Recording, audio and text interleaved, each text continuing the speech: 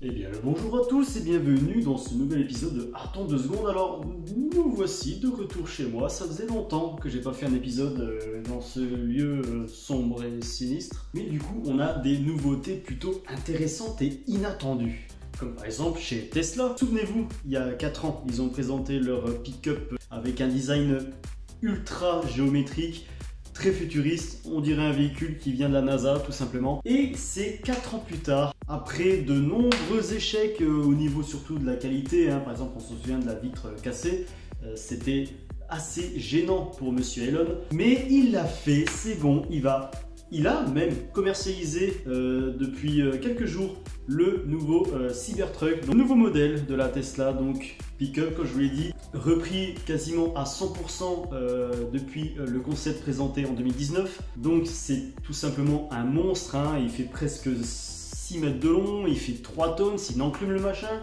mais il a 800 chevaux en électrique et il te bouffe des 911 turbo.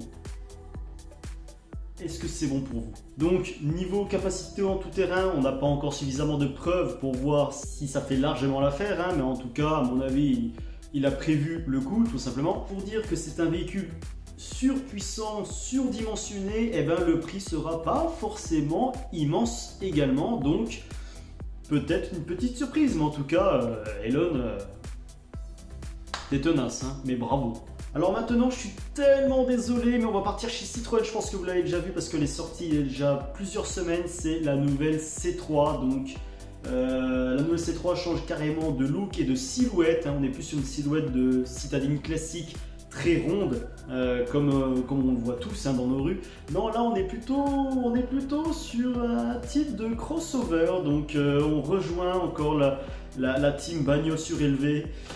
Pour certains ça va être énervant, pour d'autres plutôt pratique parce que bon, je dis pas que les utilisateurs de C3 c'est souvent des personnes âgées, mais quand même. En tout cas, malgré que ça soit surélevé, on aura plus de facilité à s'installer à bord. Il faut dire que le style est plutôt atypique comme on dit, voilà. Enfin chez Citroën c'est souvent atypique. On a le nouveau logo qui rappelle l'ancien logo des années je ne sais plus combien. En tout cas, c'est un petit clin d'œil du passé de Citroën. Donc, nouveau logo, nouveau style, plus carré dans sa silhouette, mais on a toujours ces rondeurs de dessin. Donc, ça, il n'y a pas de souci là-dessus. Citroën, on les connaît bien.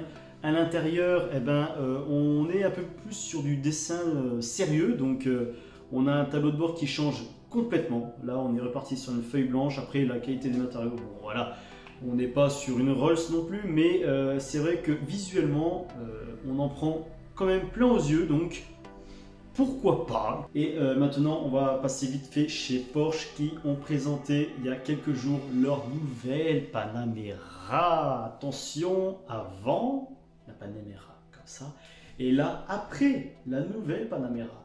Alors oui, c'est encore le jeu des 7 erreurs. Donc, la Panamera reste une Panamera, donc il n'y a pas de souci là-dessus. On connaît les styles, le code stylistique de Porsche avec des traits assez saillants, mais toujours avec de la bonne rondeur comme on connaît chez le constructeur. Donc niveau silhouette, on ne change pas, ça reste toujours une super berline, très profilée, très basse, voilà, un peu. Elle rejoint un peu le Taycan, la version électrique. Le Taycan est beaucoup plus bodybuildé, mais la Panamera se montre plus spacieuse à l'intérieur. Un intérieur qui change également pas beaucoup. On reste encore chez Porsche globalement, avec un dessin très à l'horizontale, avec 3 écrans. Donc l'écran, voilà, avec les compteurs et tout, l'écran du centre et un écran pour le passager s'il se fait chier comme ça. Tout le monde est content. Sinon voilà, on oublie tous les boutons typiques de chez Porsche. On met sur du pavé tactile. C'est globalement, on va dire, un revêtement de vitre ou de plastique noir laqué, je sais pas quoi, mais sensitif. Les touches, entre guillemets, sont rétroéclairées. On appuie simplement et on entend une légère pression et avec un petit bruit de clic qui résonne comme si c'était un vrai bouton physique. Donc à voir si la qualité est au rendez-vous, mais en tout cas le fait de dégager tous ces boutons, ça rend une pureté, une classe assez intéressante. Et pour finir, et ça c'est la bonne surprise, on va chez Lancia. Et oui, Lancia va lancer sa Y. La Y n'est pas morte, on peut dire merci à Stellantis qui a racheté la marque. Voilà. On a quelques images de fuite de la prochaine Ypsilon, donc elle sera 100% électrique. On a surtout une image d'un prototype de la Ypsilon, quasiment pas camouflé en plus, alors bénef, mais plongé dans le canal non loin de l'usine de Peugeot.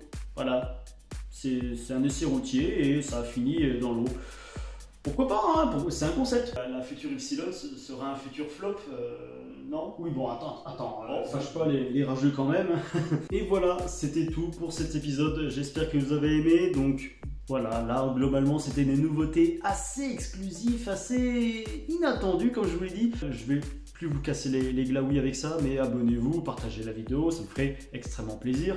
Et likez si besoin. Si vous avez moyen de vous déplacer jusque dans le Doubs, ou si vous habitez dans le Doubs, dans tout le 25, si vous voulez également me présenter votre voiture, n'hésitez pas à me contacter dans les commentaires ou alors sur mon Instagram, passe à seconde, tout simplement. Et je ferai le plaisir de me caler un rendez-vous pour filmer votre bagnole. Allez, moi sur ce, je vous laisse parce que j'ai